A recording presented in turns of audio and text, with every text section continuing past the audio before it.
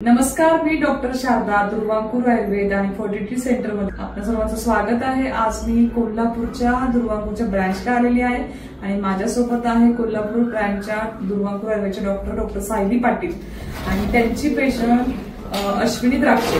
अश्विनीच्या दोन्ही tube block आहे, तिला सेकंडरी इन्फर्टिलिटी होती, म्हणजे पहिली मुलगी आहे तिला 8 वर्षांची आणि त्यानंतर काही इन्फेक्शनच्या कारणामुळे तिच्या दोन्ही ट्यूब बंद पडल्या।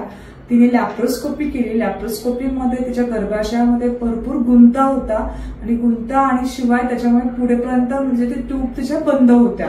तर लॅप्रोस्कोपी करून त्या गुंता काढला, परंतु ट्यूब काही ओपन झाला नाही।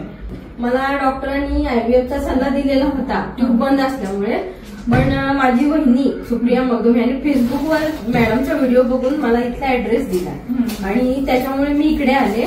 मॅडमनी पंचकर्म उत्तरबस्ती ट्रीटमेंट करून माझे दोन्ही ट्यूब ओपन केले।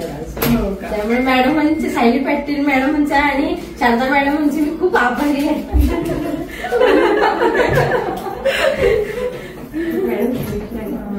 सायली मॅडम सायली मॅडम त्यांनी कशी ट्रीटमेंट केली तुझ्या? खूप छान, म्हणजे त्या मॅडम खूप मदत करतात, खूप समजावून वगैरे सांगतात, ओरडत नाही।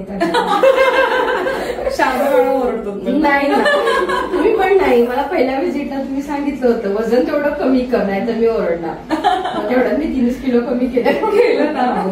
तुमच्या चांगल्यासाठीच बोलत असते, कारण कधी कधी कडक वागावं लागतं। बरोबर आहे, खूप लाड केले की मग ते पथ्य पाळत नाही। इतरांना काय सांगशील की ज्यांच्या लॅप्रोस्कोपीतनं ट्यूब ओपन होत नाही, आयव्हीएफ हाच एक पर्याय राहतो आणि तिकडेही अपयश येतं, अशा वेळेला त्यांना वाटतं की त्या बाळ राहणारच नाही आपल्याला? माझं असं म्हणणं आहे की पेशंटनी बिनधास्तपणे आयुर्वेदकडे यावं आणि शारदा मॅडमांकडून ट्रीटमेंट घ्यावी।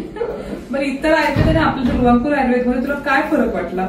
म्हणजे इथेच का घ्यावीशी वाटली तुला ट्रीटमेंट? सर्व डॉक्टर कसं करता, मग नुसतं गोळ्या द्यायचं पाठवायचं, पण त्यांनी रिझल्ट वगैरे येत नाही ना। तुम्ही कसं समजून सांगता, त्याच्यामुळे आम्हाला समजतं पण ते नेमकं काय करायला लागते ते, त्याच्यामुळे मी इकडे आले। तर तुला भावी अशी खूप खूप शुभेच्छा। आता बाळ झाल्यावर आपल्याला व्हिडिओ घ्यायचा। नक्की नक्की।